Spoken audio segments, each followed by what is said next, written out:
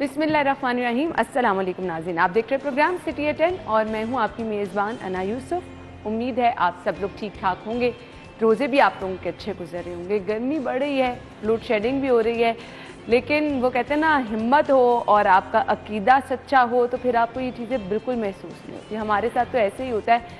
तो आप सभी लोग भी बस अपने दिल से तहैया कर लें कि आपने अल्लाह ताला के लिए रोज़ा रखना है, सवाब की नीयत से रखना है, तो ये फिर थोड़ी थोड़ी जो चीज़ें हैं ये खुद ब खुद नज़रअंदाज हो जाती हैं। आज के शो की बात कर लेते हैं। आज के शो में खबरें भी शामिल करेंगे, हमारे मेहमान भी हैं जिनसे हम आपकी मुलाकात कराएंगे और इसके साथ साथ कुछ सेगमेंट्स भी हैं जो कि हम प्रोग्राम का हिस्सा बनाएंगे। आप लोग बड़ा इंतज़ार कर रहे होते हैं जी आज की कौन सी हेल्थ टिप हम आपके साथ शेयर कर रहे हैं, टोटका आज का कौन सा होगा। तो ये चीज़ें आप ही लोगों के लिए हमने प्लान की हैं, आगे चल के प्रोग्राम में ज़रूर शामिल करेंगे। सबसे पहले आगाज़ आज की अच्छी बात से। बिस्मिल्लाहिर्रहमानिर्रहीम। नाज़रीन किराम, दौर हाजिर में इंसान ने अपना सबसे बड़ा जो नुकसान किया है वो नुकसान ये है कि इंसान ने अपने भाई से, अपने दोस्त से और अपने जैसे लोगों से ताल्लुक़ को कमज़ोर कर लिया है। एक ही कमरे में अगर 4 दोस्त भी बैठे हुए हैं, वो आपस में गुफ्तगू करने के बजाय, हंसी मजाक करने के बजाय चारों के चारों दोस्त मोबाइल पर बिज़ी होंगे। यहाँ तक कि अगर एक कमरे में माँ बैठी है, बाप बैठा हुआ है, बच्चे बैठे हुए हैं, सब के सब अपने मोबाइल पर मसरूफ़ होंगे। गोया के महफिल और मजलिस में बैठकर भी वो तन्हाई का शिकार होते हैं। ये सबसे बड़ा नुकसान है जो आज के दौर में इंसान ने अपना किया है। हमें दीन इस बात की तालीम देता है कि हम एक दूसरे के हाल अहवाल से भी वाकिफ़ हों। जब हम मिलकर बैठते हैं तो इंसान का आपस में मिलकर बैठना ये दुख सुख बांटने का मौका होता है। तो हमें ये चाहिए कि जब हम किसी दावत में, किसी मजलिस में कहीं पर भी मौजूद हों तो हमें अपने मोबाइल बंद करके रख देने चाहिए। एक दूसरे की तबीयत, हाल अहवाल, हंसी मजाक, एक दूसरे के मुस्तकबिल, हाल, माजी, इसके बारे में हमें गुफ्तगू करनी चाहिए। एक दूसरे के दुख और सुख को हमें बांटना चाहिए, वरना क्या होगा, हमें बहुत सी नफ्सियाती बीमारियों का शिकार कर देगी। जी, तो आज की अच्छी बात आपने सुन ली जी। आज की खबरें क्या हैं उसकी तरफ चलते हैं। आज की पहली खबर है जी, पंजाब की पग का फैसला हफ्ते को होगा, किसी को वोट डालने से नहीं रोका जा सकता, हाई कोर्ट के रिमार्क।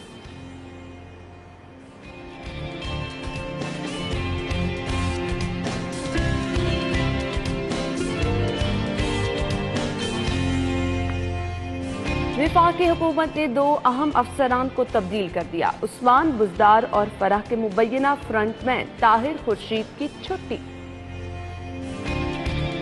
वज़ीर आज़म के तनख्वाहों में इजाफे के अहकामात पर होमवर्क मुकम्मल। पंजाब में भी सरकारी मुलाजिमीन की तनख्वाहों में 10% इजाफे का फैसला।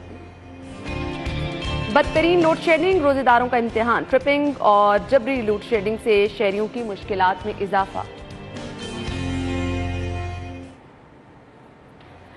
टॉप स्टोरीज आप जान चुके हैं और इन खबरों की डिटेल्स की तरफ भी हमने जाने हैं जी। आज की खबरें जो हैं इनकी डिटेल्स क्या हैं आप लोगों के साथ हम ज़रूर शेयर करेंगे। पहली खबर की तरफ हम चलेंगे और स्टूडियो में हमारे साथ हमारे सीनियर रिपोर्टर कज़ाफी भट्ट साहब मौजूद हैं, उन्हें खुश आमदीद कहेंगे। अस्सलाम वालेकुम भट्ट साहब। वालेकुम अस्सलाम। आज फिर हाँ, एक बार फिर से।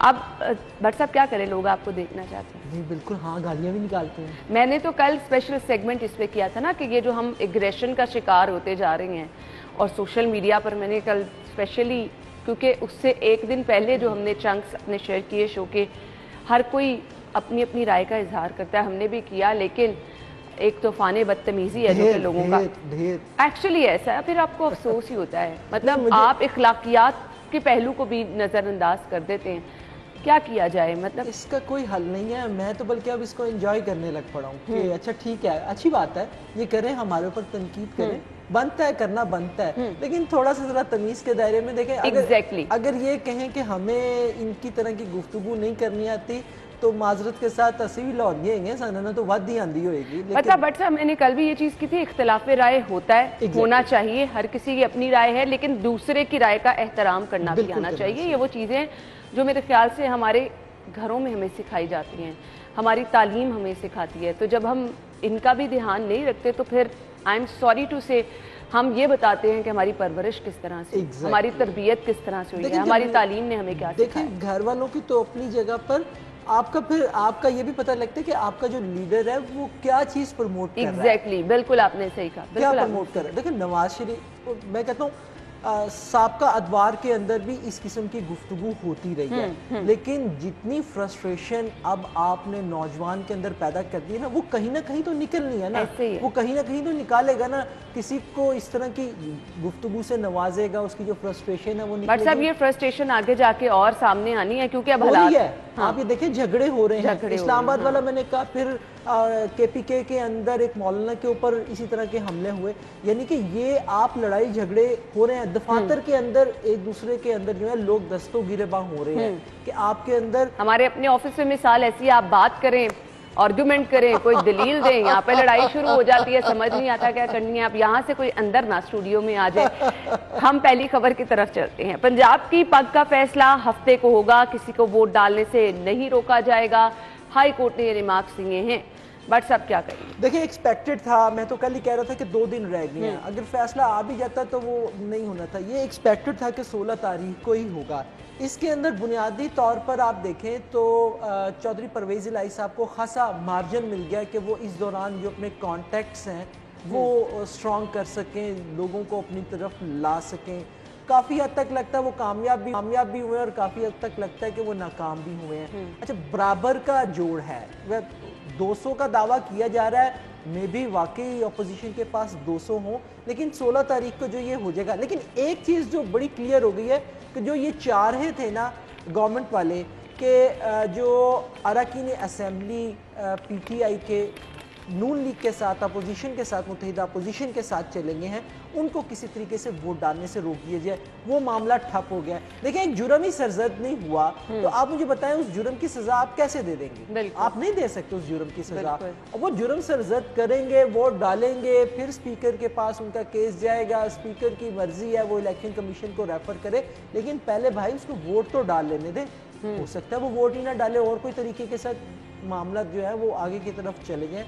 लेकिन जो मुझे लग रहा है, अगरचे 200 का दावा किया जा रहा है, अगर आप मरकज़ में देखें तो मरकज़ के अंदर जो मुनहरिफ अरकान में थे वो नहीं थे, उनके पास वैसे उनकी स्ट्रेंथ पूरी हो गई थी।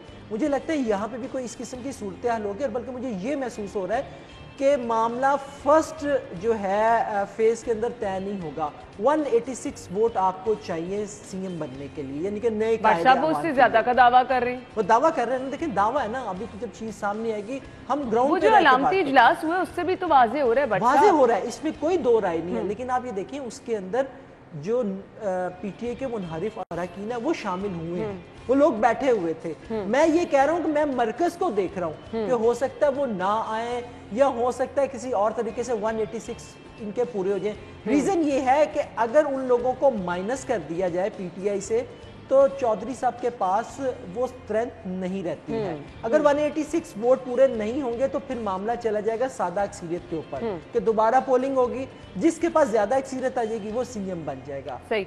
अच्छा जी, बट साहब हमने देखा कि जब भी अभी पंजाब असम्बली के जो गुज़श्ता हालात, दोनों दफ़ा सेशन हुए हैं, लाइटें बंद कर दी गई और रोज़ादारों को भी परेशानी का सामना रहा, फिर लड़ाई झगड़े के वाक़यात हुए, कुछ ऐसा हो सकता है? देखिए सब चीजें एक्सपेक्ट की जा सकती हैं, हमारे लिए तो सबसे बड़ा। हालांकि वाज़े तौर पर अदालत आलिया का ये हुक्म है कि सेक्रेटरी पंजाब असम्बली समेत पूरा अमला 16 अप्रैल को मुकम्मल ताउन करेगा। बिल्कुल करेगा और इनको करना भी पड़ेगा क्योंकि अदालत के हुक्म है और डिप्टी स्पीकर ने चेयर करना है, जिनसे इख्तियारात वापस लिए गए और फिर अदालत ने ही उनको जो है वो वापस बिठाया। ये सारा कुछ लड़ाई झगड़ा सारा कुछ हो सकता है। बल्कि एक चीज तो और भी तैयार की गई हुई है कि जो पंजाब असेंबली के अंदर हंगामा आराई हुई, जो कहा गया कि जी तोड़ फोड़ की गई, लेकिन उसकी कोई चीज़ ऐसे सामने नहीं आई।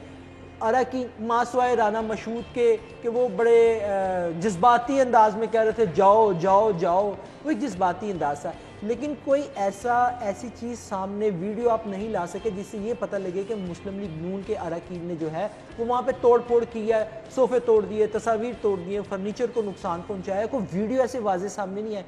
प्लान एक ये भी है कि इस चीज़ को बना के नून लीग के कुछ अरकान की रुकनियत जो है वो मुअत्तल करती जाए इस चीज, ताकि जो मैं आपको वो बता रहा हूँ ना सादा अक्सीरियत वाला, अगर नून लीग के लोगों की अक्सीरियत खत्म कर दी जाती है तो मामला ये आ जाएगा।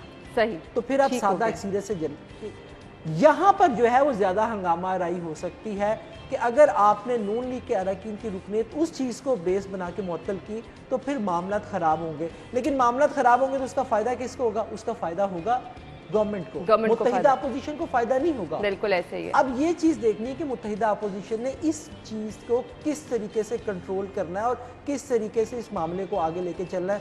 16 को पता लग जाएगा जनाब कौन नया। अच्छा जी भट्ट साहब, ये तो 16 को पता चलेगा। हमजा साहब जो हैं वो दावा कर रहे हैं 200 अरकान का।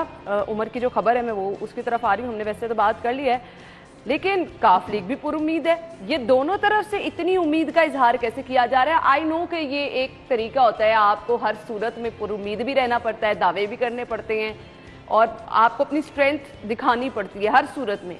अब दूसरी जानिब कैसे पुरुम्मीद नजर आ रहे हैं जब हमजा साहब 200 का दावा कर रहे हैं? देखिए हर पार्टी जो है वो दावा तो यही करती है जब, लेकिन मामला जो है वो तो जब सामने आएगा उसी वक्त पता लगेगा।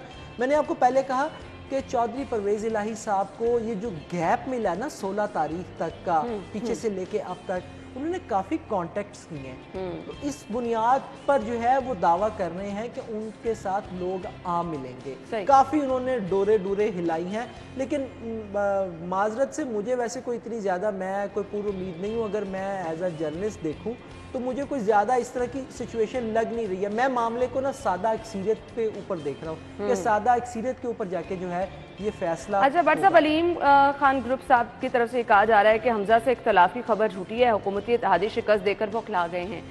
ये भी होता है कि जब आपको किसी की जीत नजर आ रही हो तो बीच में कुछ ऐसे वो शोशे छेड़े जाते हैं कि अगले बंदे को ना तंग करने की कोशिश की जाए कि मसाइल हैं यहाँ पर कोई ना। अच्छा, जो ये शोशा छोड़ा गया ना, टू बी ऑनेस्टली मेरी इंफॉर्मेशन के मुताबिक ऐसी कोई चीज़ है नहीं, ना कोई ऐसा वाकया हुआ है कि आप ये कहिए कि उन्होंने इंज करके करता तो उन्होंने इंज करके करता। नहीं, ऐसा नहीं है। ये जो सोशल मीडिया ना, ये शुतर बेमहार की तरह बेलगाम है। इसके ऊपर आप जो मर्जी चीज डाल दें उसमें चलते जाना है बस। किसी ने उसको तस्दीक करने की जहमत गवारा नहीं करनी। आपका क्या ख्याल है कि जिस होटल के अंदर ये सारे लोग ठहरे हुए हैं वहां पे ये दोनों आपस में दस्तों गिरेबां हो गए? कॉमन सी बात है। बिल्कुल ऐसे। यानी कि अगर ऐसी कोई चीज होती तो ये मालूम हो जाता है जर्नलिस्टों को। तो क्या बताएं, देखें हर पार्टी के अंदर कुछ लोग थोड़े से जिनसे ना वो फसादिये ज़रूर होते हैं। ये थोड़े फसादियों का काम है कि यार लड़ा के जरा ना कोई इस तरह की गेम बना के रखो ताकि साडा भार जड़ा है ना वो भार ही रहे। बस और आप शायद सुर्खियों में आ जाए कि बस ऐसा कुछ हो रहा है, लेकिन मेरी नॉलेज के मुताबिक ऐसा नहीं है। हाँ, ये जरूर होना है कि जब ये नए कायदे अवान बन गए और अगर टाइम बता दिया गया सैटरडे का, फिर हमने तो स्पेशल शो भी अपना रखना होगा ना, हमें पता होना चाहिए कुछ टाइमिंग वगैरह इजलास की बता दें। टाइमिंग पंजाब असेंबली का इजलास जो है वो देखिए सुबह 11:30 बजे का अमूमन टाइम होता है। ठीक है, 10 बजे। लेकिन टाइम पे शुरू नहीं ना होता, ये तो रिवायत है भट्ट साहब। टाइम पे तो कभी भी नहीं शुरू हुआ, ये तो आप उठा के। हाँ, टाइम पे शुरू हुआ है पिछले दिनों, आपको पता नहीं याद है या नहीं? याद है, बिल्कुल याद है, बिल्कुल। जब ये अभी आप एक खबर के ऊपर भी आएंगी, वो जो फ्रंटमैन की छुट्टी होगी, बिल्कुल बिल्कुल। तो चौधरी साहब के जरा मामला उनके साथ बड़े खराब थे। उन्होंने ऑन दी फ्लोर जो है वो चौधरी साहब को कुछ कहा भी, चौधरी साहब ने बुला के उनको कहा भी, लेकिन उन्होंने फिर उसके ऊपर इम्प्लीमेंट नहीं किया। तो चौधरी साहब ने तीसरे दिन ही आकर जो उनसे है ना 3 बजे का टाइम था, 3:10 के ऊपर इजलास शुरू कर दिया था। ठीक हो गया जी, ठीक हो गया। और वो हमने देखा भी है जी। अब लेकिन आप सब लोगों का ध्यान इस टाइम जो है वो है जी पंजाब के मुकाबला होने जा रहा है और उसके लिए जी आपको हफ्ते का इंतजार करना पड़ेगा। ब्रेक, और ब्रेक के बाद वापस आएंगे, अगली खबर की तरफ चलेंगे। आप हमारे साथ ही रहिएगा।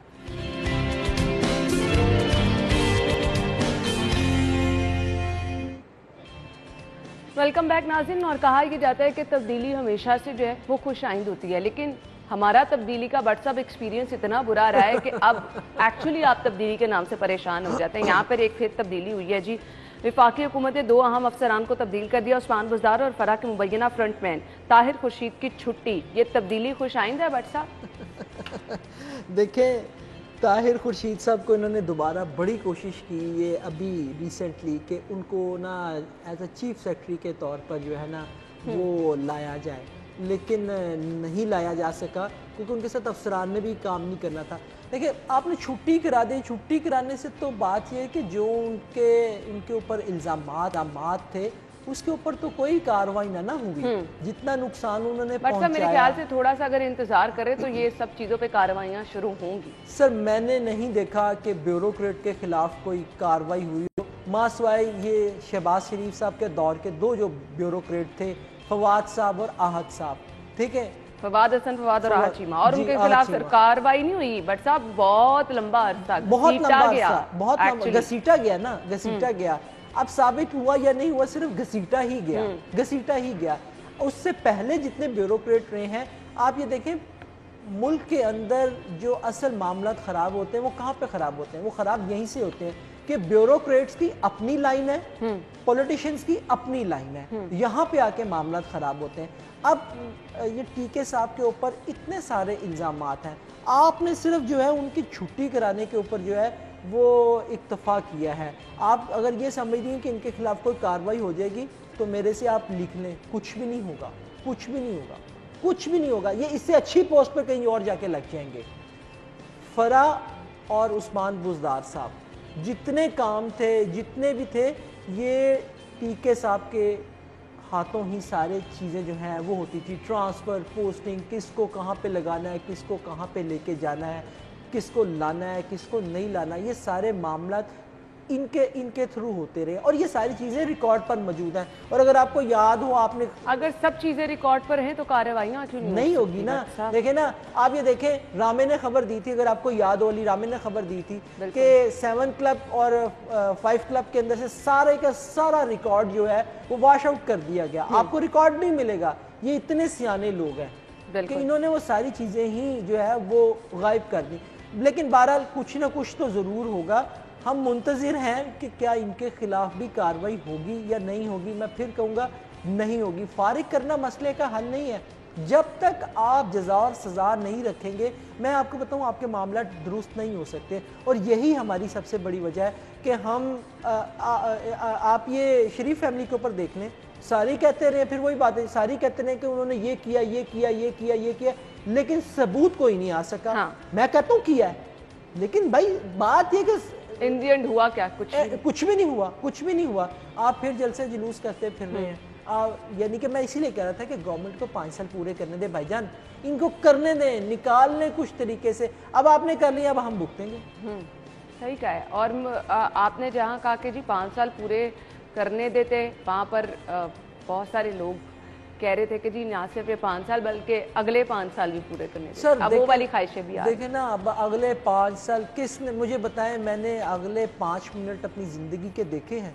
क्या मुझे पता है अगले 5 मिनट बाद मेरे साथ क्या होने वाला? मुझे अपने अगले 5 मिनट का क्या, मुझे अगले 1 मिनट का नहीं पता। तो अगले 5 साल ये दूर की बात है कि अगले 5 साल भी वैसे आए वो इसी चीज़ को सामने रखे थे कि अगले 5 साल भी किस तरह कहते थे, और साढ़े जी अगले 5 साल भी पूरे ने, तुझे टेंशन ना लवो, लो अगले 5 साल तुझे ये 5 साल पूरे करके वहां तो फिर मान देना।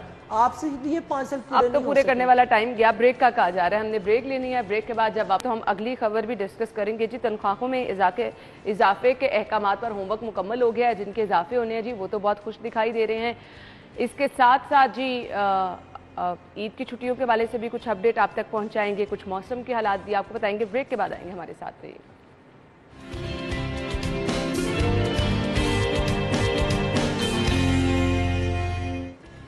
खुशामदीद खबर हमारे पास है। वजीर आजम के तनख्वाहों में इजाफे के अहकामात पर होमवर्क मुकम्मल हो गया है। पंजाब में भी सरकारी मुलाजमीन की तनख्वाहों में 10% इजाफे का फैसला किया गया है। मुबारकबाद है जी उन लोगों के लिए जिनकी तनख्वाहों में इजाफा हो रहा है। बट साहब ये नवाजिशात आगे भी बड़े लोग कह रहे हैं कि अभी तो जी आए हैं तो ये नवाजिशात हो रही हैं, लॉन्ग टर्म ये नहीं चीज़ें चल सकेंगी, क्या वाकई ऐसा है? देखिए काफ़ी हद तक तो ठीक है। आपने IMF के साथ जो मुआहदे किए हुए हैं उसके मुताबिक तो आपने जो तनख्वाहदार तबका है उसके ऊपर टैक्स लगाना है, तो बात अब क्लियर हो चुकी है। अब आप सैलरी बढ़ा रहे हैं, अच्छी बात है, वक्ती खुशी तो है, खजाने तो बट साहब खाली पड़े हैं। यही बात है। मैं बिल्कुल इसी बात की परेशानी है कि आपने अभी तो ये कर दिया है, लेकिन बात यह है कि लॉन्ग टर्म में जाके क्या सूरत हाल पैदा होगी। अब हम हमारे सोशल मीडिया पे लोग कहेंगे इनकी अपनी तनख्वाहें नहीं ना बढ़ रही, तो इस वजह से इसके अगेंस्ट जा रहे हैं। नहीं, ऐसी बात बिल्कुल नहीं है, लेकिन जो हकीकत है वो भी बताना बहुत ज़रूरी है आप लोगों को। लाजमी बात है, देखे ना, पर चले आप लोगों को वक्ती खुशी ही सही, आपने कोई थोड़ी सी फाइनली इतने सारे मुश्किल टाइम के बाद जब आपको हर रोज ये खबर मिलती थी पेट्रोल महंगा, ऑयल महंगा, घी महंगा, चूंकि हम यहाँ बैठ के ये चीजें शेयर करते हैं ना, इसलिए हमें पता है कि हर रोज मैं यहाँ पे बैठ के इंतजार कर रही होती थी आज क्या चीज महंगी होने की खबर आ रही है। मतलब ऑयल घी की कीमतें ट्रिपल सेंचुरी जो है वो क्रॉस कर चुकी हैं। इतने लोग परेशान हैं, और ख़ास तौर पे माह मुबारक में क्योंकि चीज़ों का इस्तेमाल ज़्यादा हो रहा है तो लोग बेचारे दिल बिला उठे हैं कि कहाँ जाएं। तो उस पर फिर मेरे ख्याल से लोगों के लिए वाकई ये बड़ी खबर है, खुशखबरी है। बिल्कुल बड़ी खबर है, लेकिन मसला ये है कि हमें जो पिछली गवर्नमेंट थी उसने फंसा इस तरीके से लिया है कि आप उस IMF के मुआहदे से भाग नहीं सकते हैं। अभी तो पेट्रोल आपको महंगा करना पड़ेगा। मुझे तो खैर टेंशन है ही है कि भाई पेट्रोल महंगा होगा तो लाजमी बात है बाकी चीज़ों पे भी इम्पैक्ट आएगा। इस गवर्नमेंट के लिए बहुत बड़ा चैलेंज है कि अब जो वो मुआहदे हुए हैं उन मुआहदों के ऊपर आपने डॉलर सस्ता हो रहा है हर रोज बढ़ता। क्या डॉलर की कीमत जो है हम हर रोज सर देखे ना, चंद पैसे ही सस्ती हो रही है ना, लेकिन जब बढ़ेगा तो फिर यूं करके बढ़ जाता है। हाँ, ये तो है। आप ये देखें ना, ये भी आप देखें ना, लेकिन हौसला होता है आप हर रोज हौसला होता है। डॉलर की ऊंची उड़ान और रुपए की कदर में जो है जी मुसलसल कमी, ये चीजें देख देख के परेशानी होती थी। अब चाहे कुछ ना होने के बराबर ही हो, लेकिन कम से कम आपको एक उम्मीद तो आती है कि कुछ बेहतरी होने जा रही है। देखिए उम्मीद तो रखनी चाहिए, बेहतरी की उम्मीद रखनी चाहिए, और इसी के ऊपर दुनिया जो है वो कायम है कि उम्मीद पर दुनिया कायम है, इसलिए बार बार ये कहते हैं। लेकिन हमें थोड़ा सा ना हकीकत पसंद होना चाहिए। मैं बार बार कह रहा हूँ कि जो हमारे IMF के मुआहदे हैं हमें उनसे किस तरीके से निजात, डेफिनेटली अगर मैं सोच रहा हूँ तो जो गवर्नमेंट में बैठे हुए वो तो उनका तो काम ही यही है ना कि किस तरीके से इसको हैंडल करना है, और ये हैंडल करना ये सबसे बड़ा इनके लिए चैलेंज होगा कि आपने जो दावे किए कि गवर्नमेंट ने, पिछली गवर्नमेंट ने इतनी महंगाई कर दी, इतना ये कर दिया, इतना ये कर दिया, अब आपने इसको कंट्रोल करना है। अगर ये कंट्रोल नहीं ना करेंगे तो मैं आपको बताऊं इनको इनसे ज्यादा मार पड़ेगी, इनको इनसे ज्यादा मार पड़ेगी। फिर जिनको आपने निकाला ना, फिर वो 2/3 अक्सरियत के साथ आएंगे। मैं आपको ये भी बताऊं, बिल्कुल जो वो कह रहे हैं ना कि जी हमें निकाला, अच्छा बड़ा मजेदार काम है, मुझे तो वो मैं अब लुत्फ लेता हूँ, मैंने तो वो लिखा भी, बल्कि नवाज शरीफ साहब का ये कहते थे कि मुझे क्यों निकाला, अब ये कहते हैं मुझे क्यों निकाला। हाँ। देखें वक्त कैसा तेज है वक्त कैसा तेज है। अच्छा इनमें से किसी को कहें, मैं एक ही बात कह रहा हूँ ना, आप सारे जलसे जुलूसों के अंदर देख लें कि अमेरिका के खिलाफ नारेबाजी हो रही है, इनके लीडरों को जरा कहना कि अमेरिका के खिलाफ नारे लगाएं। कल एक को फंसाया ना शहबाज गिल साहब, लगाए ना अमेरिका मुखालिफ नारा। सर उनकी जो है अपना ड्यूल नेशनैलिटी है, वहाँ पे यूनिवर्सिटी के अंदर पढ़ाते हैं, फैसल वाडा साहब जरा लगाए ना नारा, है मजा तो तब आएगा ना। बिल्कुल ऐसे ही। अब इनकी दोगलापन जो है ये यहीं पे इतने मुहब्बे वतन है तो ये करके दिखाएं जी। अच्छा जी, हमने आपके साथ जी सरकारी मुलाजमीन की तो खबर जो है वो शेयर कर दी है, लेकिन कुछ अपडेट्स हैं हम आप तक इसलिए पहुंचा देते हैं कि आपकी परेशानी जो है वो खत्म हो जाए। सरकारी मुलाजमीन ईद पे हर किसी को इंतजार होता है कि हमारी तनख्वाह कब आएगी, सभी ने शॉपिंग भी करनी होती है, और गालिबन आज 12वां रोजा है बट तो मेरे ख्याल से 15 रोजों के बाद ऑलमोस्ट सभी लोग शॉपिंग करना शुरू कर देते हैं और इंतजार करते हैं तनख्वाह कब आएगी। तो सरकारी मुलाजमीन के लिए जी टाइम बता दें जी, 27 अप्रैल तक उनकी तनख्वाह आ जाएगी और आराम से वो अपनी ईद शॉपिंग कर सकेंगे। अनाउंस कर दिया गया है तनख्वाह कब आएगी सरकारी मुलाजमीन की, 27 अप्रैल तारीख बताई गई है। इसके बाद वो लोग जो कि बैंकों में जाते हैं अपने ज़रूरी काम निपटाने के लिए, औकात कार जो बैंक के टाइमिंग्स जो हैं तब्दील होती हैं वो भी आपके साथ शेयर कर देते हैं जी। सुबह 8 बजे से लेकर दोपहर 1 बजे तक बैंक खुले रहेंगे। इस टाइम के दौरान आप जा सकते हैं और अपने तमाम काम निपटा सकते हैं। शेयर करने का मकसद ये है कि जी आप किसी भी किस्म की तकलीफ से बचें, टाइम का भी पता हो, आपको ये भी पता हो कि सैलरी कब आ रही है, तो आप चीज़ें मैनेज करके अपने तमाम प्लान्स कर लें और मुश्किल से बच जाएं। नाज़रीन, ये थी अपडेट्स कुछ जो कि हमने आप तक पहुंचा दी हैं। अभी हमने जानना है शहर के मौसम की सूरत हाल।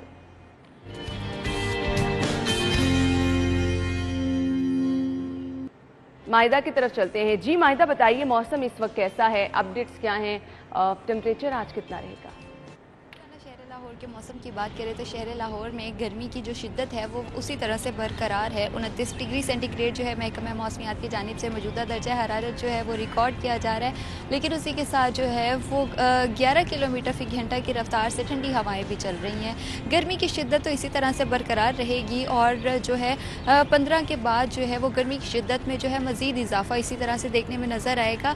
और उसी के साथ 15 के बाद जो है महकमा मौसमियात की जानिब से जो ये अब तो हवाएं चलती हुई नज़र आ रही हैं, लेकिन उसी के बाद ये भी बताया जा रहा है कि 15 के बाद ये हवाएं भी थम जाएंगी और गर्मी की शिद्दत में जो है वो काफ़ी ज़्यादा इजाफा देखने में नज़र आएगा।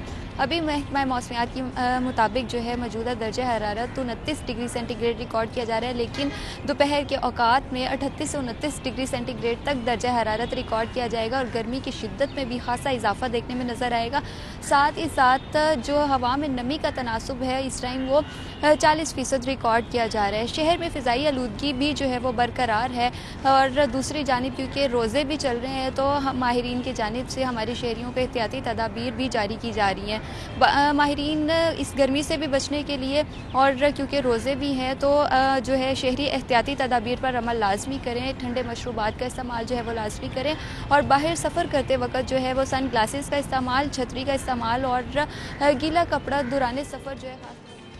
ठीक है मायदा, थैंक यू सो मच, आपने हमें बता दिया जी मौसम कैसा रहेगा। गर्मी बढ़ेगी और गर्मी बढ़ेगी तो अगली खबर हमारे पास है जी बदतरीन लोड शेडिंग की।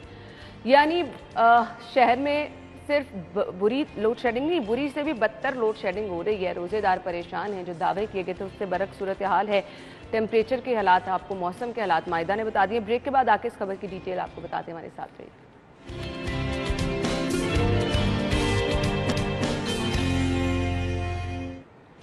वेलकम बैक नाज़रीन। और बहुत सारे लोग परेशान हैं जी, लोड शेडिंग तो हो ही रही है, ट्रिपिंग के वाक़यात बहुत ज़्यादा हो रहे हैं। और मेरे साथ खुद व्हाट्सअप सुबह ये हुआ कि लाइट कभी आ रही थी कभी जा रही थी। मैंने जल्दी से उठ के पहले एसी का भी स्विच ऑफ किया, टीवी का भी स्विच ऑफ किया, क्योंकि बहुत सारे लोगों की इतनी कीमती चीज़ें हैं ये बार बार तो नहीं खरीदी जाती। बिल्कुल नहीं खरीदी जा सकती। अगर आप इनकी प्राइस जाके चेक करेंगे, यानी कि कहाँ पे कोई 35-40 हज़ार रुपये में एसी आ जाता था, अब तो एसी की प्राइस जो सी है वो 1 से ऊपर चली गई है, लाखों रुपए से भी, लाखों रुपए पे चली गई है। तो कहाँ पे इनको क्या, ये लेस्को वालों को क्या आपकी लाख रुपए की है, 2 लाख की है, 50 हज़ार की है या 200 रुपये की है, उन्होंने जो ट्रिपिंग करनी है।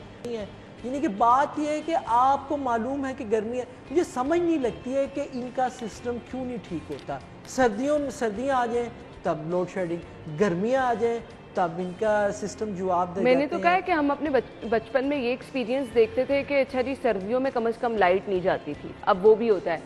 और गर्मियों में कम से कम कभी गैस की लोड शेडिंग तो हमने देखी ही नहीं ना अपने बचपन में। आप देखिए गर्मियों के अंदर गैस की लोड शेडिंग भी वो गैस की लोड शेडिंग भी हो रही है। मतलब ये चीज़ें समझ से बाहर होती चली जा रही हैं। इवन बहुत सारे इलाकों में रोजे के टाइम पे ना बिजली होती है ना गैस होती है और लोग बेचारे हाथ पे हाथ। क्या करें, लोग मजबूर हैं, क्या करें। अच्छा वो कुछ कर भी नहीं सकते। अच्छा पहले मुजाहरे हो जाते थे, पहले लोग निकल आते थे सड़कों के ऊपर, अब लोग नहीं। अब उसके ऊपर भी आप ये देखें इतनी लोड शेडिंग हो रही है, लोग बाहर नहीं निकल रहे हैं। क्यों? इसलिए कि लोगों की जो कुव्वत इरादी है ना वो खत्म हो गई है। वो बेचारे इस चीज उनको एक्चुअली नजर आता है कि ना कोई सुनने वाला है बात, बस ना हमारा चीखना चिल्लाना जो है वो किसी के काम आएगा, तो फिर लोग बाहर निकल के बेचारे।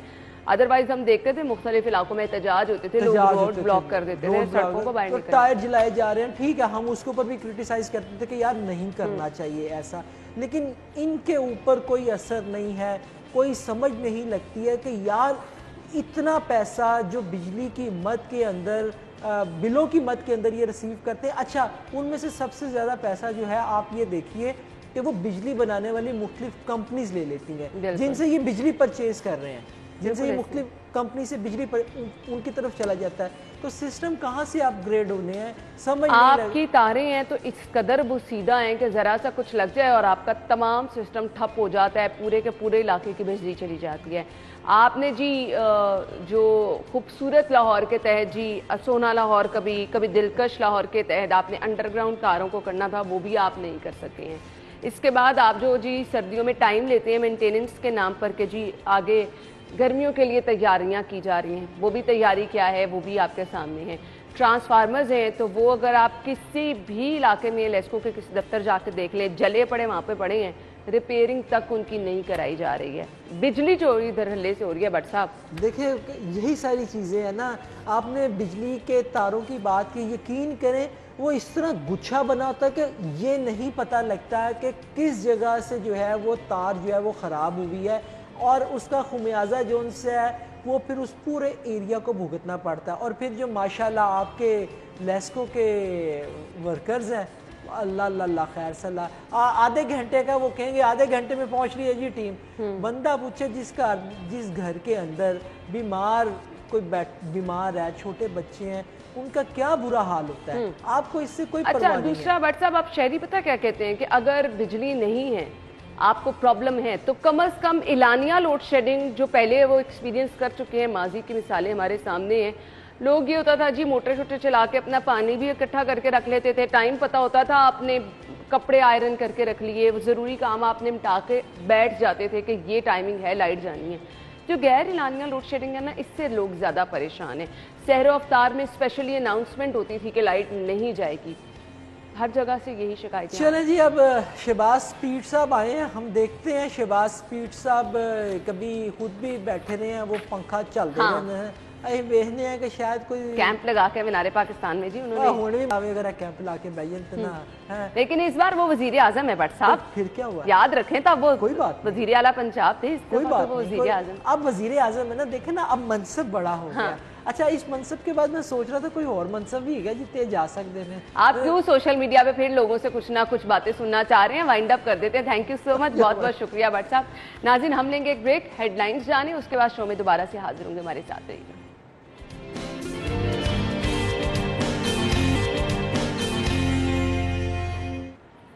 वेलकम बैक नाज़रीन। प्रोग्राम के इस हिस्से में जी हम बात करने वाले हैं, माह मुबारक है, वैसे ही सभी लोग जो हैं वो चाहते हैं कि दिल खोल के किसी की हेल्प कर सकें, किसी ना किसी सूरत में किसी के काम आ सके। मेरे ख्याल से सिर्फ ये माह रमज़ान में नहीं बल्कि आपको सारा साल ये चीज़ जारी रखनी चाहिए। लेकिन क्योंकि माह मुबारक में खुसूसी अहकाम जारी किए गए हैं कि आपने ज़कात भी देनी है, आपने सदका फ़ितर भी देना है, लोगों की मदद करनी है, परेशान हालों का अपने हाल पूछना है, तो सभी की कोशिश होती है कि कम से कम इस महीने में बढ़ चढ़कर अपने बहन भाइयों का ख्याल रखा जाए, ख़ास तौर पे उन लोगों का जो यतीम हैं, जो परेशान हैं, जो कि अफोर्ड नहीं कर सकते हैं। ऐसे में कुछ इदारे ऐसे हैं जो कि दुखी इंसानियत की खिदमत के जज्बे को लेकर हमेशा पेश रहते हैं। अगर महंगाई के तनासुब को देखा जाए तो महंगा इलाज अफोर्ड करना, महंगा क्या सस्ता इलाज भी आज कोई अफोर्ड नहीं कर सकता। हम आज जिस अस्पताल का जिक्र करने वाले हैं जी, इंडस हॉस्पिटल है, जहां पर गरीब मरीजों का मुफ्त इलाज किया जाता है। और मेरे ख्याल से बहुत बड़ी बात है, ये बहुत बड़ा फ़र्ज़ है जो कि ये लोग सर अंजाम दे रहे हैं, क्योंकि आपको समझ नहीं आती है कि जब इतनी परेशानी एकदम से आ जाए, आपको पता चले कि फ़लाँ आपका कोई प्यारा किस बीमारी में मुब्तला, आप अफोर्ड भी नहीं कर सकते, कुछ नज़र नहीं आ रहा होता, तो ऐसे इदारे जो कि इतना अहम फ़र्ज़ सर अंजाम दे रहे हैं बिलाशुबा खराज तहसीन के मुस्तहिक हैं। तो इंडस हॉस्पिटल किस तरह दुखी इंसानियत की खिदमत के लिए पेश है, किस तरह से तिबी सहूलियात फराहम कर रहा है, आला मेयार की तिबी सहूलियात कौन कौन सी यहाँ पर मौजूद हैं, हम आज के प्रोग्राम में डिस्कस करने वाले हैं। हमारे साथ स्टूडियो में जो हमारे मेहमान मौजूद हैं, तारुफ आपके साथ कराऊंगी। वकास अहमद साहब ने ज्वाइन किया है और इनके बारे में मैं आपको बताती चलूँ जी, रिलेशनशिप मैनेजर मार्केटिंग हैं। अपने मेहमान को खुशामदीद कहेंगे हम। अस्सलाम वालेकुम। वालेकुम अस्सलाम। क्या हाल चाल जी अल्हम्दुलिल्लाह। थैंक यू सो मच, आपके वक्त का बहुत बहुत शुक्रिया। जैसा कि मैंने कहा कि बहुत मुश्किल हो गया लोगों के लिए, अगर इलाज मुआलजा कराना है, खुदा न खास्ता कोई डॉक्टर ने कोई बड़ा ऑपरेशन कह दिया है, आपको तमाम टेस्ट बार बार रिपीट करा के जाना पड़ता है, नहीं अफोर्ड कोई कर सकता। बिलाशुबा आप जिस तरह से ये नेक फरीजा सर अंजाम दे रहे हैं, खराज तहसीन के मुस्तहिक है, कुछ स्टार्ट में आपसे जानना चाहूँगी, क्या बेसिक मकसद आइडिया लेकर आए थे इस हॉस्पिटल के क़याम का? डॉक्टर अब्दुल बारी खान इसके बानी हैं। 2007 में उन्होंने इंडस हॉस्पिटल कराची से स्टार्ट किया था। ठीक है। उनका बेसिकली कॉन्सेप्ट ये था, जस्ट टू प्लीज़ अल्लाह सुबहाना व तआला, अल्लाह की रज़ा के लिए काम करना है और अल्लाह ही करेंगे और अल्लाह ही चलाएंगे। वरना आजकल के दौर में आपको पता है कि एक डिस्पेंसरी चलाना free of cost for everyone, आपको थोड़ा सा करेक्ट करूं, आपने कहा कि मुस्तहिकीन के लिए, ये हर एक के लिए फ्री ऑफ कॉस्ट है। Anybody can come and get treatment from there. अच्छी बात है। आप, मैं, कोई बिजनेस टाइकून, कोई गार्ड, कोई रेडी वाला, जो मर्जी आए, यानी ये शर्त नहीं है कि जी मुस्तहिक हो तो जी, ये तो बहुत अच्छी बात है। बिल्कुल ऐसी है। दो किस्म के पेशेंट ट्रीट किए जा रहे होते हैं, ज़कात और नॉन ज़कात। ठीक है। ज़कात डिजर्विंग ऑब्वियसली जो ज़कात डिजर्विंग है, आप और मैं या कोई और बिजनेस टाइकून वो डोनेशन से भी सर्व हो सकता है। ठीक है, ठीक है, तो ये तो बहुत अच्छी चीज़ है जी। अब आ जाते हैं कि जी क़याम कब इसका अमल में लाया गया, और फिर स्टेट ऑफ द आर्ट यहाँ पे तिबी सहूलियात, अमला जिसमें डॉक्टर्स भी आते हैं, नर्सिस भी आते हैं, क्या सब कुछ मौजूद है? जी बिल्कुल ऐसे ही है। 2007 में इंडस हॉस्पिटल स्टार्ट हुआ और अब अल्हम्दुलिल्लाह we have 13 hospitals across Pakistan और 54 डिस्ट्रिक्ट्स में काम कर रहे हैं हम पाकिस्तान के। इसके अलावा हमारे कंटेनर क्लिनिक्स होते हैं।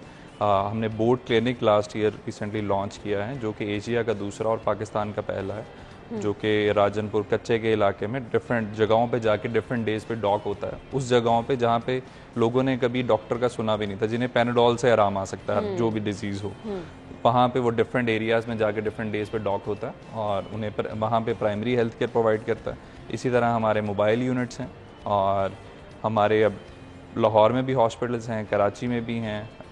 तो इस तरह नेटवर्क बढ़ता जा रहा है। 13 सालों में कितने बिस्तरों पे मुश्तमिल हॉस्पिटल हैं ये? अभी तक हम लोग 2000 प्लस बेड्स को हैं जो मैनेज कर रहे हैं। आगे इंशाल्लाह हमारा प्लान है कि इसको बढ़ाते जाएं, जो जो नीड बढ़ती जाए और जो जो हम एक्सपेंड करते जाएं। लाहौर में हमने अभी जून में हमारा हॉस्पिटल स्टार्ट हुआ था जो कि 600 बेड्स का हॉस्पिटल है।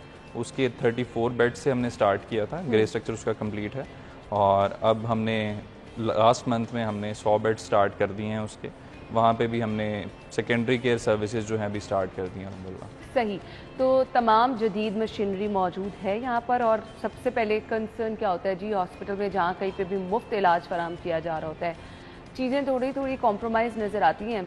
सफाई का ख्याल या फिर नर्सिस जो हैं उनकी ट्रेनिंग, इन तमाम चीज़ों को यकीनी बनाया गया है? जी बिल्कुल ऐसे ही है। बल्कि मैं इस प्रोग्राम के थ्रू सबसे रिक्वेस्ट भी करूँगा, बल्कि आपसे भी रिक्वेस्ट करूँगा कि आप आएँ और देखें इस हॉस्पिटल। इवन जो भी हमारे हॉस्पिटल बना रहे हैं हम या बने हैं, हमारा ये कॉन्सेप्ट होता है कि खैराती इदारा ना लगे।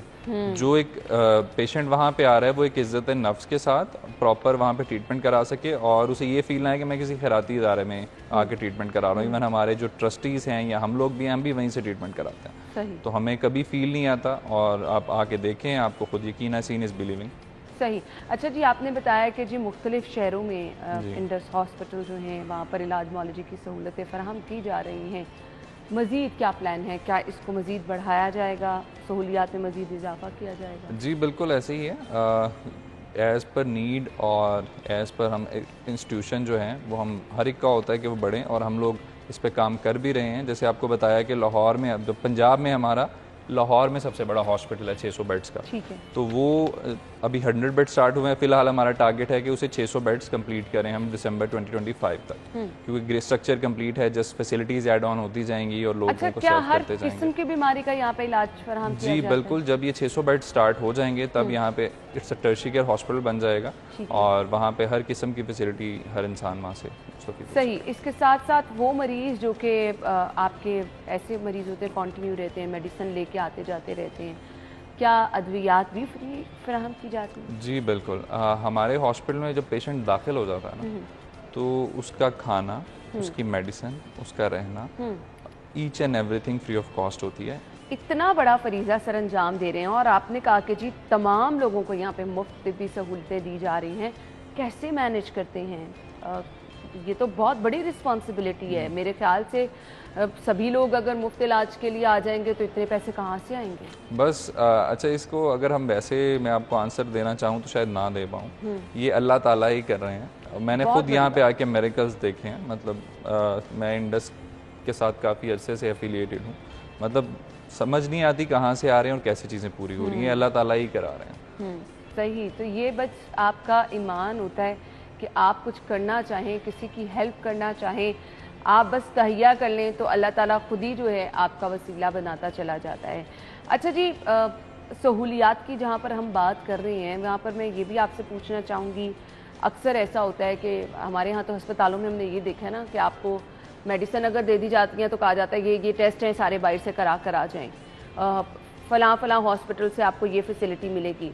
ऐसा तो नहीं है। एक ही छत तले क्या तमाम सहूलत है, चाहे वो टेस्ट है, चाहे वो MRI है, CT है, ये तमाम चीज़ें फिर रिकमेंड किया जाता है ना, फलां हॉस्पिटल से ये टेस्ट कराएं, फलां हॉस्पिटल से ये टेस्ट। अच्छा बिल्कुल ऐसे ही हमारी हॉस्पिटल की कैटेगरीज होती हैं, प्राइमरी, सेकेंडरी, टर्शरी। अगर तो वो सेकेंडरी केयर हॉस्पिटल में एडमिट होगा और उसे MRI या CT करानी है तो ऑब्वियसली वो फैसिलिटी वहाँ पे नहीं होगी। हमारे किसी हॉस्पिटल, करीबी हॉस्पिटल में होगी तो वो वहाँ से करा सकता है, अगर नहीं है तो फिर ऑब्वियसली उसे बाहर से करानी पड़े। लेकिन हमारे जो हॉस्पिटल, टर्शियरी केयर हॉस्पिटल हैं, वहाँ पे हर चीज़, वहाँ पे MRI, CT, cath, cardiac surgery, cardiology, gynae obs, जो मर्जी इंसान, इवन हमारा पाकिस्तान का पीड्स का ऑन्कोलॉजी का सबसे बड़ा ऑन्कोलॉजी सेंटर है।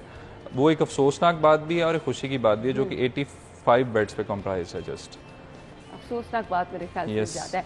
अच्छा, यहाँ पे मेरे सामने लिखा है जी, मेडिकल कॉलेज, मशरक़ी तिब का शोबा, dental college, school of paramedics, school of nursing, hostel, इतनी सारी सहूलतें हैं। जी, ये हमारा जो लाहौर का प्रोजेक्ट है, इट्स अ कॉम्प्लेक्स बेसिकली। यहाँ पे खाली ये हॉस्पिटल नहीं होगा, यहाँ पे school of nursing, school of dentistry, Islamic centre, सराय, एंडोमेंट प्रोजेक्ट। सराय एक बड़ा इंटरेस्टिंग है जो कि हमने स्टार्ट कर भी दिया है, उसकी ग्राउंड ब्रेकिंग हो गई है।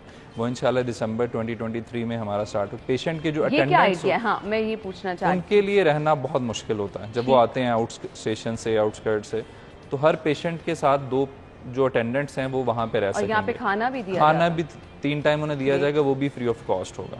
मतलब लीस्ट आपको बता दूं कि बच्चे का पैम्पर, दूध तक भी हम लोग फ्री ऑफ कॉस्ट प्रोवाइड कर रहे होते हैं। ज़बरदस्त, ज़बरदस्त। अच्छा जी, अब वो लोग जो कि दूसरे शहरों से आकर यहाँ इलाज की सहूलत हासिल करना चाहते हैं, कुछ ऐसे रूल्स तो नहीं है कि अगर लाहौर का हॉस्पिटल है तो सिर्फ लाहौर के लोग ही इससे इस्तेफादा कर सकेंगे? नहीं, बिल्कुल नहीं। दुनिया जहान से, जहाँ से मर्जी आए, anybody can come and get treatment from Indus hospital. ठीक है। अच्छा, कुछ डिटेल्स वगैरह पूछी जाती हैं, क्या आप अफोर्ड कर सकते हैं, नहीं कर सकते हैं, जब उसका क्या तरीका है? पेशेंट कम्स इन, आके वो एक कार्ड बनवाता है, उस पे कार्ड के थ्रू फिर उसके बाद वो वेलफेयर ऑफिस, वहाँ पे हमारे मुफ्ती साहिबान होता है। वो कुछ हॉस्पिटल्स ऐसे हैं ना जहाँ पर फ्री सहूलियात दी जाती हैं, तो एक लंबा प्रोसीजर होता है। नहीं, लंबा प्रोसीजर से गुजरना पड़ता है, उतनी देर में पेशेंट बेचारे की हालत और ख़राब हो रही होती है, और आपको टाइम इतना दिया जाता है कि जी पहले आप सारी अपना होमवर्क मुकम्मल कर लें, उसके बाद जी आप। इमरजेंसी में तो हमारे बिल्कुल ऐसा कुछ नहीं होता। जब OPD में पेशेंट आता है, बस आके उसे अपना कार्ड बनवा के वेलफेयर ऑफिस में जाना होता है, हमारे वहीं पे जो OPD में होता है।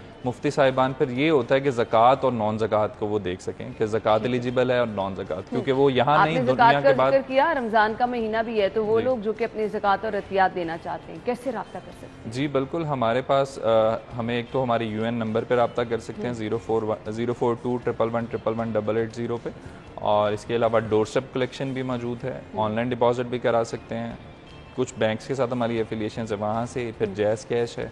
तो ये सारी सहूलियात इवन हमारी वेबसाइट से जाके वो हमें ऑनलाइन डोनेट। मेरे ख्याल से सभी लोगों को इसमें आगे बढ़ना चाहिए। कोई बहुत बड़ी रकम भी अगर आप नहीं दे सकते तो इसमें कोई बड़ी बात नहीं है, आप अपना हिस्सा ज़रूर डालें। कहीं ना कहीं अगर आपके इस हिस्से से किसी की जान बच जाएगी, किसी की सेहत में बेहतरी आ जाएगी, तो मेरे ख्याल से इससे बड़ा कोई काम नहीं होता। और हमें हमारे रोज़े, हमारी इबादत सिखाती भी यही है कि सबसे पहले आपने हुकूकुल इबाद देखने हैं, अपने बहन भाइयों का ख्याल रखना है, दुखी इंसानियत की खिदमत करनी है।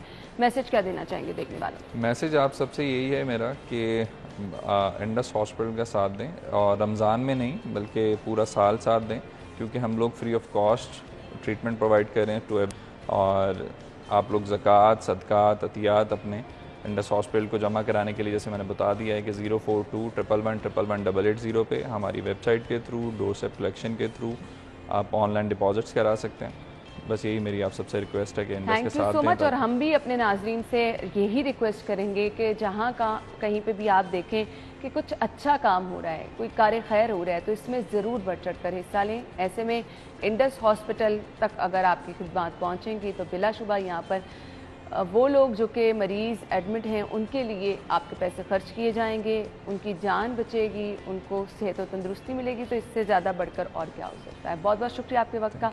नाज़रीन, हम एक ब्रेक लेंगे, ब्रेक के बाद ज्वाइन करेंगे।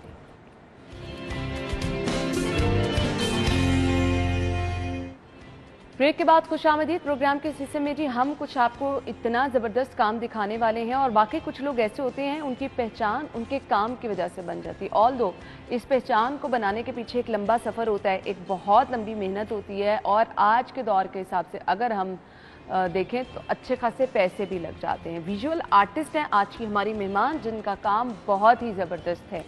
मैं आयशा को कहूँगी कि आपको काम भी दिखाएं। वो काम देख के आपको पहले तो उसको बगौर जायज़ा लेना पड़ता है, ये है क्या, उसको गौर से समझना पड़ता है, और फिर जब आप उसको समझना शुरू होते हैं तो आप परेशान हो जाते हैं कि कैसे ये काम किया जा सकता है, इतना मुश्किल काम, और फिर खूबसूरती, नफासत, महारत, बिलाशुबा ये चीज़ें खुद अपने मुंह से बोल रही हैं कि इसको कितनी मेहनत के साथ, कितनी नफासत के साथ और कितनी खूबसूरती के साथ बनाया गया है।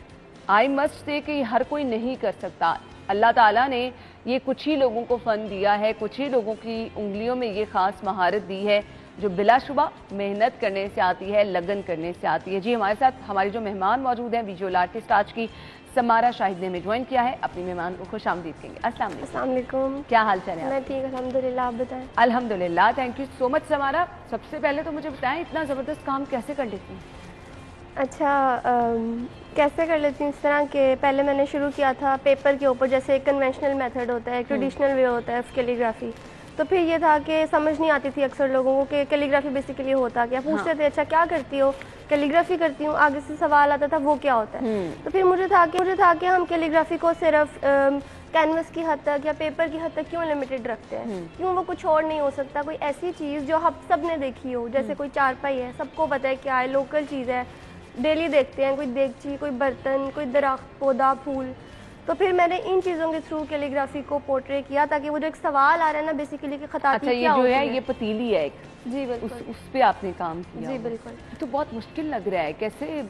अच्छा, इसमें लंबा प्रोसेस है। पहले आइटम खरीदना एक मार्केट से रेडीमेड, उसके बाद फिर उसके ऊपर कैलीग्राफी करना, फिर उसकी कटिंग करना, फिर वो टूट जाता है। स्केचिंग पहले नॉर्मली हम देखते हैं ना कि करते हैं, हम उसके ऊपर ड्राइंग करते हैं पहले। अच्छा। कैलीग्राफी होती है, अल्फाज लिखे जाते हैं, अल्फाज लिखने के बाद फिर उसकी कटिंग होती है, कटिंग के बाद फिर जो है वो उसकी कोई टूट जाता है लफ्ज़, फिर ख़राब हो गया तो फिर उसकी थोड़ी सी वेल्डिंग वगैरह हो जाती है, फिर उसकी फिनिशिंग होती है, फिर पॉलिशिंग होती है। तो काफ़ी सारे प्रोसेस, काफ़ी सारी स्टेजेस हैं जिनसे होके गुजर के तो फिर एक पीस तैयार होती है। ये आप काम थ्रू आउट सारा खुद ही करती हैं कि कोई हेल्प भी? नहीं, मुझे मार्केट से भी करवाना पड़ता है, खुद भी करती हूँ और वर्कशॉप में भी जाना होता है, तो 2-3 जगह से ये काम होता है। अच्छा, हम आपका काम दिखा भी रहे हैं, नफासत और इसमें बारीकी बहुत है। जी, ज़रा सा काम इधर उधर नहीं हुआ तो आपका तमाम मॉडल जो है वो ख़राब हो जाता है। तो क्या आप सारी दुनिया से कट कर एक जगह पे बैठ के काम करती हैं? अच्छा, नफासत इसलिए भी है क्योंकि जब काम आ जाता है, चाहे बाहर से हो चाहे खुद करूँ, तो उसके बाद फिनिशिंग पे उससे ज़्यादा टाइम लगता है जितना टाइम कटिंग पे लगता है। क्योंकि अगर एक एक हर्फ की, एक एक लफ्ज़ की उस तरह से शेप नहीं बनेगी तो वो खताती का मकसद ही फोत हो जाएगा कि ब्यूटीफुल हैंड राइटिंग, वो खूबसूरत ही नहीं जब लिखाई होगी तो कोई फ़ायदा नहीं उसका। तो ये है कि थोड़ा थोड़ा 2 घंटे 3 घंटे लगा लेती हूँ, कभी वीकेंड्स पे लगा लेती हूँ, क्योंकि अब जॉब है तो जॉब के साथ टाइम थोड़ा मैनेज करना मुश्किल है। ये बड़ा मुश्किल काम लगता है, कैसे सीखा, कितना टाइम लगा और कब आपको लगा कि अच्छा अब मेरा काम बहुत ज़बरदस्त हो गया है? ये तो अभी तक नहीं लगा क्योंकि अभी भी सीख रही हूँ, कर रही हूँ, अभी मीडियम्स एक्सप्लोर कर रही हूँ और फॉन्ट सीख रही हूँ। लेकिन मैंने BFA in fine arts 4 year degree ली थी 2016 में। उसके बाद मैंने MPhil किया इन आर्ट एंड डिज़ाइन, तब भी मैंने इसी काम को परसू किया। तो तकरीबन 18 इयर्स ऑफ एजुकेशन मैंने कंप्लीट की इस काम को। 18 इयर्स ऑफ एजुकेशन, ये शौक कहा जाता है कि बड़ा मुश्किल है और महंगा भी है, तो फिर कैसे मैनेज किया? पेरेंट्स अल्हम्दुलिल्लाह, और उसके बाद जब मेरी जॉब हो गई तो फिर उसके बाद खुद से किया। घर वालों की सपोर्ट रही? बिल्कुल 100%। अच्छा, नॉर्मली क्या होता है कि पेरेंट्स कहते हैं कि अच्छा ये कौन सी फील्ड है, हर माँ बाप का ख्वाब होता है ना कि बच्चा कुछ डॉक्टर बने, पायलट बने, कोई ऐसी फील्ड ज्वाइन करे। आपके पेरेंट्स ने एक तो पैसे भी लगाए, फिर दूसरा आपको इधर आने भी दिया कि मतलब आप आराम से इसमें काम करें? अच्छा, मेरे पेरेंट्स का मसला नहीं था क्योंकि मेरी मदर फादर दोनों बहुत सपोर्टिव है इस मामले में, लेकिन बाकी जो इधर उधर के सोसाइटी और फैमिली मेम्बर्स कुछ होते हैं उनको था कि मतलब इसको क्यों फाइन आर्ट्स करा रहे हैं, क्या स्कोप है इसका। क्वेश्चन नहीं आता था कि जी क्या स्कोप है, क्या करेगी आगे, इसको मैथ्स रखवाएं, इसको इंग्लिश में मास्टर्स कराएं।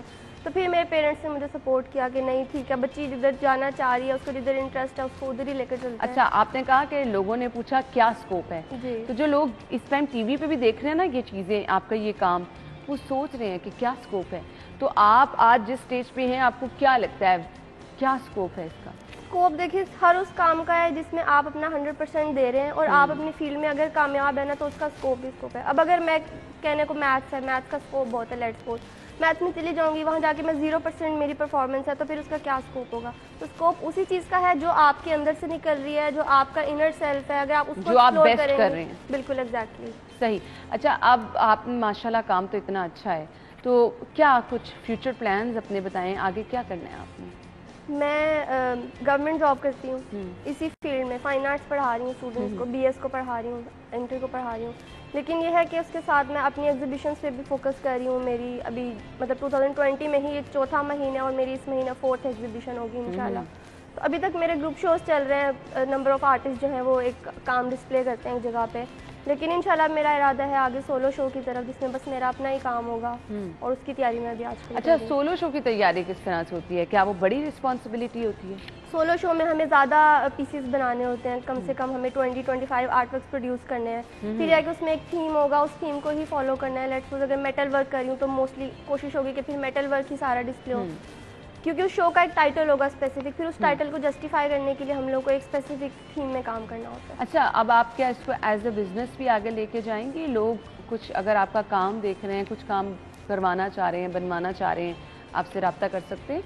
बिल्कुल, मैं इसको एज अ बिज़नेस भी परस्यू कर रही हूँ। साथ साथ ये होता है कि जब मेरी एग्जीबिशंस होती हैं तो वहाँ से मेरा काम भी सेल हो जाता है, और अगर एग्जीबिशन लेट्स सपोज नहीं हो रही, मैं अभी खुद से काम प्रोड्यूस कर रही हूँ, मैं अपलोड करती हूँ, तो मुझे वहीं से भी क्लाइंट्स आ जाते हैं। अच्छा, अब मुझे ये बताएं, वो स्टूडेंट जो कि फाइन आर्ट्स पढ़ना चाह रहे हैं, उनको आपका मैसेज क्या होगा? क्योंकि बहुत सारे लोग डर जाते हैं, बीच में छोड़ देते हैं, या उस तरह से हाथ में नफासत नहीं देखते हैं तो बैकआउट कर जाते हैं। कोई मैसेज देना चाहेंगे? देखिए, उनको मेरा ये मैसेज है कि एक तो practice makes a man perfect, ठीक है, नहीं काम होता कोई मसला नहीं, करते जाओ। एक टाइम आएगा कि जब आप खुद आपको पता चल जाएगा कि आपका अपना स्टाइल क्या है और आप क्या कर सकते हो। दूसरा है कि यहाँ पे मैंने एक ट्रेंड देखा है स्टूडेंट्स में कि वो मतलब मुझे भी मैसेजेस आ रहे होते हैं और मेरे फेलो आर्टिस्ट को भी, आप अपना काम दिखाएं, हम आपका काम सीखना चाहते हैं। तो ये नहीं होता कि आप किसी का काम सोशल मीडिया पे ऐसे ही आपने किसी का काम देखा, वैसा करके आप अपना टैग लगा करके एग्जैक्ट रेप्लिका बना दिया और आपने अपने नाम से उसको डिस्प्ले कर दिया। तो ये नहीं होगा, आपको थोड़ा सा टाइम लगेगा। मैं भी कोई सीख के पैदा नहीं हुई थी।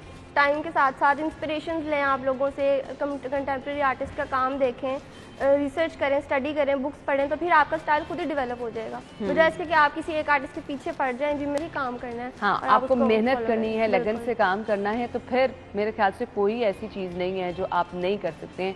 बस आपने सोच लेना है कि आपने कुछ करना है और आपने बस ये सर फेंक के मेहनत करनी है, फिर आप सब कुछ कर सकते हैं। Thank you so much Samara, आपके वक्त का बहुत बहुत शुक्रिया। Good luck. नाज़रीन, हम लेंगे एक ब्रेक, ज्वाइन करेंगे आपको इस ब्रेक के बाद।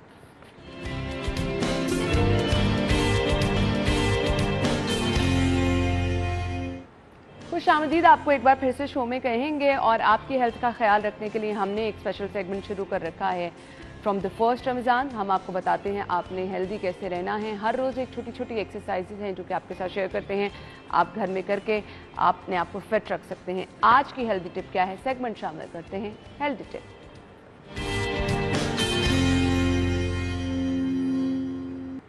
शम्स रहमान हमारे साथ हैं, उनकी तरफ चलेंगे। जी शम्स, ओवर टू यू। अस्सलाम वालेकुम एवरीवन। सो आज मैं आप लोगों के साथ शेयर करूंगा लेग्स फैट को कम करने के लिए एक्सरसाइज प्लान। सो बहुत से लोगों का ये प्रॉब्लम होता है कि उनके लेग्स पे फैट आ जाता है और इस चीज़ को लेकर वो बहुत परेशान होते हैं, ख़ास तौर पर ख़वातीन। और ख़वातीन का एक जो सबसे बड़ा मसला है कि वो जिम ज्वाइन नहीं कर सकती। तो अब उनको बिल्कुल भी घबराने की और परेशान होने की ज़रूरत नहीं है, बिकॉज जो मैं आप लोगों के साथ एक्सरसाइजेज शेयर करने जा रहा हूँ, इन एक्सरसाइज को फॉलो करके आप अपनी बढ़ी हुई लेग्स का जो वेट है और जो फैट है इसको बाआसानी आप कम कर सकते हैं। सो सबसे पहले जो है हम एक्सरसाइज जो है शेयर करेंगे आपके साथ, वो है स्क्वाट्स। स्क्वाट्स जो है एक बड़ा आसान और सिंपल सा एक वर्कआउट है जो कि आप घर में रहकर भी कर सकते हो। इसके लिए ज़रूरी नहीं है कि आप जिम में जाओ और भारी भरकम वेट उठाओ। अपने बॉडी वेट के साथ आप इस एक्सरसाइज को परफॉर्म करके अपनी लेग्स का फैट कम कर सकते हो। सो सबसे पहली एक्सरसाइज मैं आपके साथ स्क्वाट्स शेयर करूँगा। तो स्क्वाट्स में जो है आपने अपनी लेग्स को इस तरह खोल लेना है, आपने अपने हाथ सर के पीछे रख लेने हैं या आपने अपने हाथों को स्ट्रेट कर लेना है। दोनों ऑप्शन में से आप कर सकते हो। हाथ अगर आपके सर के पीछे हैं तो आपने जस्ट डाउन जाना है एंड अप। अब इस एक्सरसाइज को आपने 10 टाइम परफॉर्म करना है। 2 3 4 5 6 7 8 9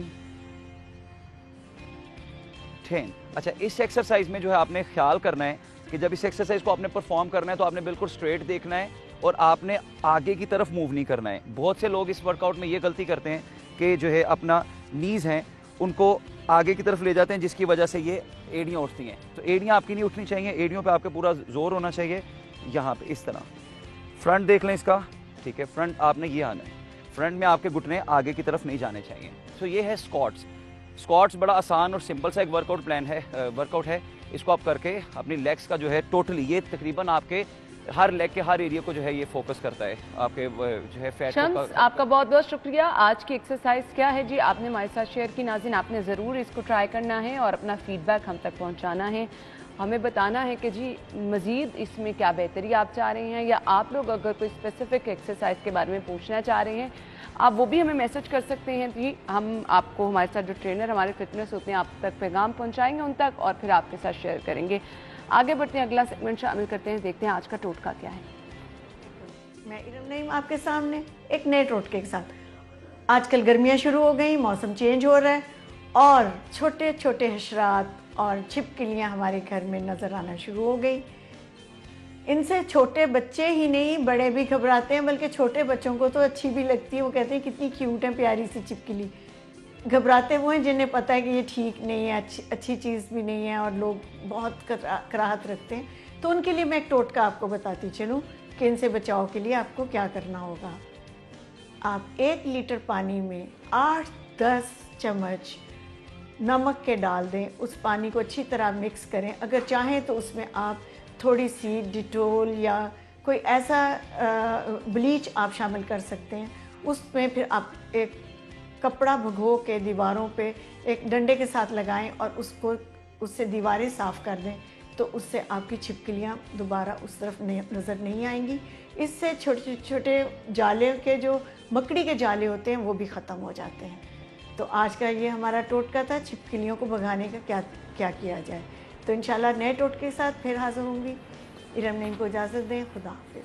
हमने अभी एक ब्रेक लेनी है, ज्वाइन करेंगे आपको ब्रेक के बाद।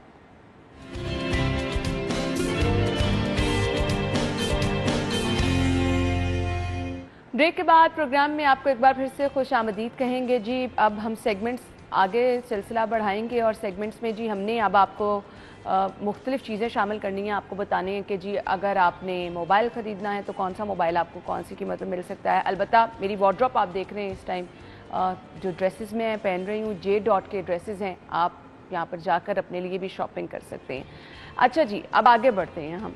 और अगर आप लोगों ने ख़रीदने हैं मोबाइल तो हमारे पास हैं जी डिफरेंट मॉडल आज सैमसंग के। तो कौन सा मोबाइल आपको किस कीमत पर मिलेगा? सैमसंग गैलेक्सी A10 मोबाइल है, कीमत है इसकी 21,999। सैमसंग गैलेक्सी A20 मोबाइल 28,500 रुपये।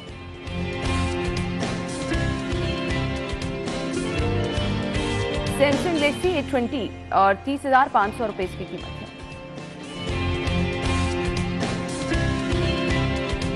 सैमसंग गैलेक्सी A30s मोबाइल है 36,999 रुपये।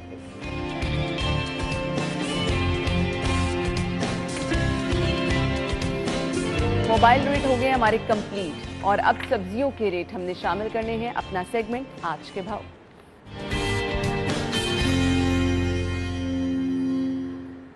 कलीम इमाम बाहर मौजूद हैं जो कि हमें बताएंगे जी आज की रेट लिस्ट क्या है, रमज़ान बाज़ार में किस कीमत पर सब्जियां मिल रही हैं। क्योंकि हम रमज़ान बाज़ार स्पेशली लगाए इस महीने के लिए गए हैं, तो सभी लोग वहां जाएं, कुछ सस्ती चीज़ें खरीदें। रेट्स क्या हैं, कलीम की तरफ चलेंगे। Over to you. बिल्कुल, गुलशन रावी में लगाए गए सस्ते रमज़ान बाज़ार में मौजूद हूँ, जहाँ पर शहरियों की बड़ी तादाद यहाँ पर लगाए गए ख़रीदो फ़रोख्त अशिया और यहाँ पर आटा, चीनी, घी, इसकी फ़रोख्त के लिए यहाँ पर बहुत बड़ी तादाद यहाँ पर मौजूद है शहरियों की। और यहाँ पर शहरियों की जानिब से शिकवा भी किया जा रहा है कि यहाँ पर जो चीज़ें फ़रोख्त हो रही हैं वो क्वालिटी वाइज बेहतर नहीं हैं, जबकि कुछ सब्जियों और अशिया के अंदर सब्सिडी दी जा रही है, जबकि वो भी ख़ास मिकदार में। यहाँ पर कुछ शहरी मौजूद है, ज़रा उनसे जानने की कोशिश करते हैं।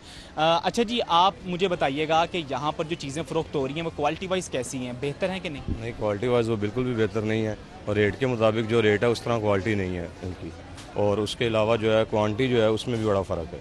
तो यहाँ पर जो चीज़ें दी जा रही हैं वो मिकदारी वाइज कैसे दी जा रही हैं, मतलब कि किलो 2 किलो के हिसाब से दी जा रही हैं कि कुछ ज़्यादा भी दी जा रही है? जी, अगर जिसको 5 किलो चाहिए उसको 5 किलो नहीं मिल रही है। इन्होंने अपना ही रेट जो है ना क्वांटिटी रखी हुई है। या आलू और प्याज ये 2 किलो से ज़्यादा किसी को नहीं दिया जा रहा।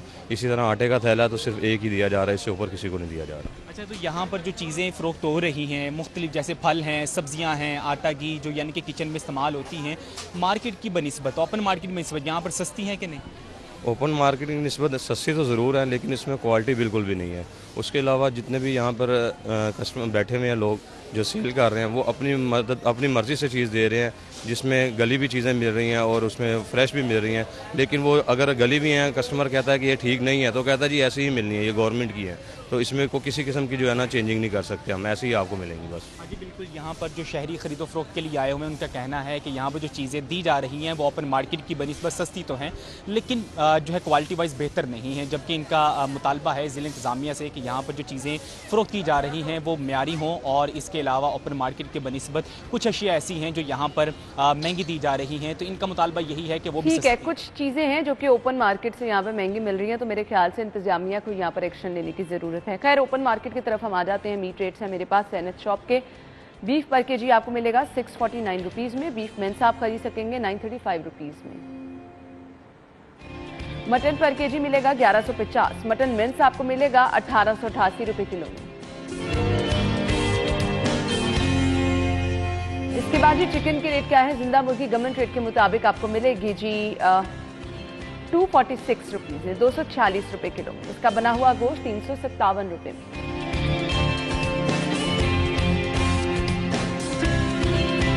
इसके बाद जी एग रेट्स हैं हमारे पास। सबसे पहले रिटेल प्राइस है जी 134 रुपीज़, 134 रुपये दर्जन में आप अंडों की खरीदारी कर सकेंगे। अगर आप जाएंगे होलसेल पे 2 रुपये बचा सकेंगे, 132 रुपये दर्जन में आप खरीदारी कर सकेंगे। और इसके बाद गोरमे के रेट्स क्या हैं? 133 रुपये दर्जन में आप अंडों की खरीदारी कर सकते हैं। और इसके बाद जी नाज़रीन, रेट लिस्ट हमारी कंप्लीट हो चुकी है। हमने बढ़ना है अपने अगले सेगमेंट की तरफ। आपको बताना है कि बचत कैसे हो सकती है बचत बाजार में।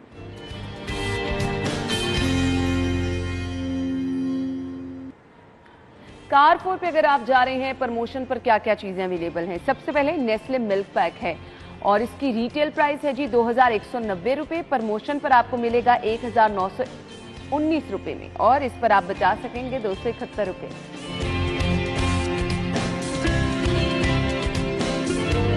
सबरोसो नगेट्स रिटेल प्राइस 720 रुपीज़ है। प्रमोशन पर 449 रुपीज़, 271 रुपये आप बचा सकेंगे।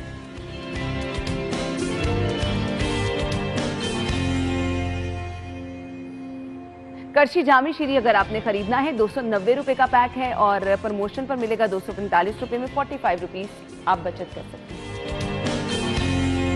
डालडा कुकिंग ऑयल 1 लीटर जिसमें 5 पैक्स होते हैं, रिटेल प्राइस है 2319, प्रमोशन पर 2472 रुपये में मिलेगा, 153 रुपये आपके बच जाएंगे।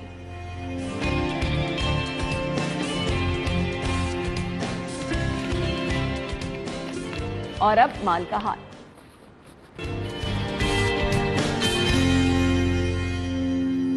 रेट लिस्ट आपके साथ शेयर करेंगे।